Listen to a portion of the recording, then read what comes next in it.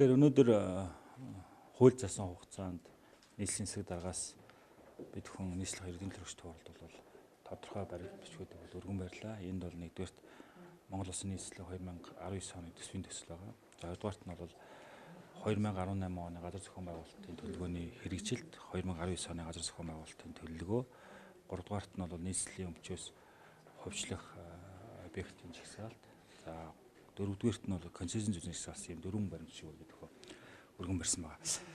За төсвийн төсөл бол бас Монгол Улсын их хурал дээр төсвийн төслийг хилцэх явц бас нэлээд хоригтой холбоотой удаасарсан байж байгаа. Бид нар өнгөрсөн 7 хоногийн сүүлчээр хүлээж авсан. Гэхдээ бол бид нар сангийн хамтад тохиролцсон тодорхой төсвийн хүрээний мэдгэдлийн хүрээнд бол төсвийг боловсруулсан байж байгаа. За 2019 оны төсөв бол хэд хэдэн зүйлээр онцлог юм а гэж хэлмээр байна. За нэгдүгээрт бол төсвийн орлого бол нэлээд шахуу төлөвлөгдсөн байгаа. За ер нь Монгол Улсын нийслэлийн төсвийн орлого бол голдуу бол хүн амын орлогын албан дотроос бол бүрддэг. За энэтэй холбоотой бол орлого нэлээд шахуу төлөвлөсөн байгаа. Гэхдээ бид нар орлогын төлөв биелүүлэхийн төлөө бол ажиллах болно. За зарлагын хувьд бол цалин үлсний нэмэгдлийг бол бас тооцсон байгаа.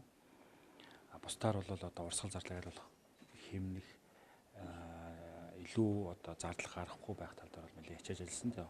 Ерөнхий төсөвт байгууллагуудын зарлагыг бол 2018 оны төвшөнд нь бол байлгана гэж үзэж байгаа. Гэхдээ бид нар төсөвт байгууллагуудын одоо хэвийн үйл ажиллагааг хангах хэмжээнд төлөвлөгөө явуулна гэсэн бодолтой байж байгаа.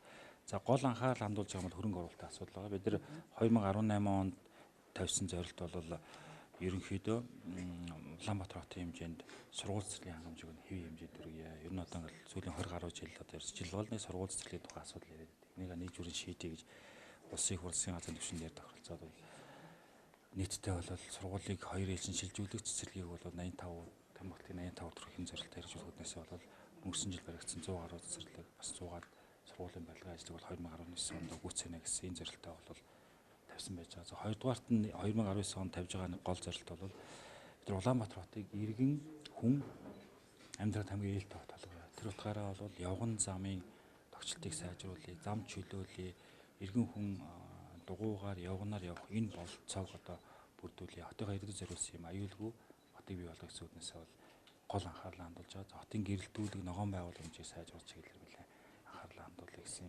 зорилт тавьсан. Энэ дээр бол нэлээд хэдэн төгрөг тавьсан байгаа. За бид хүмүүс ногоон Улаанбаатар хотыг бий болгох зорилтын өрөөнд Улаанбаатар хот томоохон цэцэр төрөлд байгуулах, бичиг цэцэр төрөлд байгуулах ажлыг бол нэлээд төлхөө тавьсан. Ийм одоо төсөв болсон гэж хэлэх байна.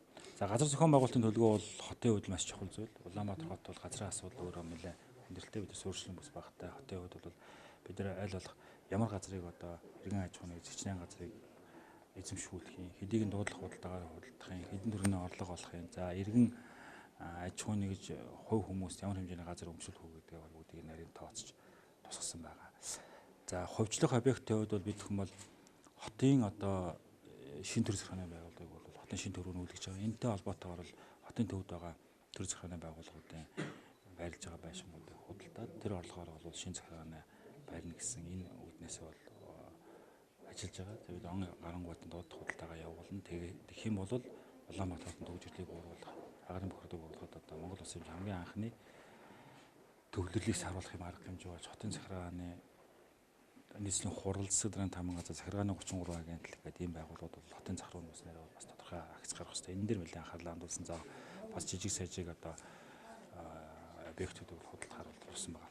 За концессийн зүйлийн жагсаалтын хувьд бол бас онцлог концессийн хуулинд бол 2012 16 онд өөрчлөлт ороод нийслэлд бол концессийн шууд одоо барих шилжүүлэх концессийн жагсаалт хийхийг бол хориглосон байсан. Тэгээ өнгөрсөн хугацаанд бол нийслэл концессийн зүйлийн өрөө бол дуусгасан. Яагаад энийг дуусгахаар зорьсон бэ гэхээр төр хувийн хвшлийн хамтын ажиллагаар бас итгэл төрүүлэх хэрэгтэй.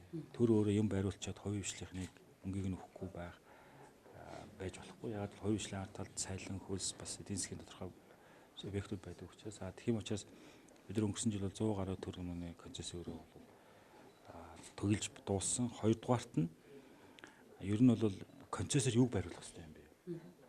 Төр өөрөө барьчих сургуулийг бариулаад байх хэрэгтэй юм уу? Төр өөрөө барьчих болцоотой замыг бариулаад байх юм уу гэж бид нар үзэж байгаа. Концессийн зөвлөлийн жагсаалтанд бол зайлшгүй төр хувийн хвшил өөрсдөө хамтарч хийх ёстой объектуудыг оруулах зүйтэй юм аа гэж 10 гаруй объектыг одоо оруулсан байж байгаа. Тэгээ энэ зүйл нь бол дандаа барих, ашиглах, шилжүүлэх гэсэн чиглэлээр. Жишээлбэл энэ концессийн зөвлөлийн жагсаалт юу байгаа вэ гэхээр стадиум байна. Энэ Улаанбаатар хот одоо сая 300 мянган хүнтэй мегаполис хот тэрнээ стадион одоо өрдөө тав мэдж байгаа.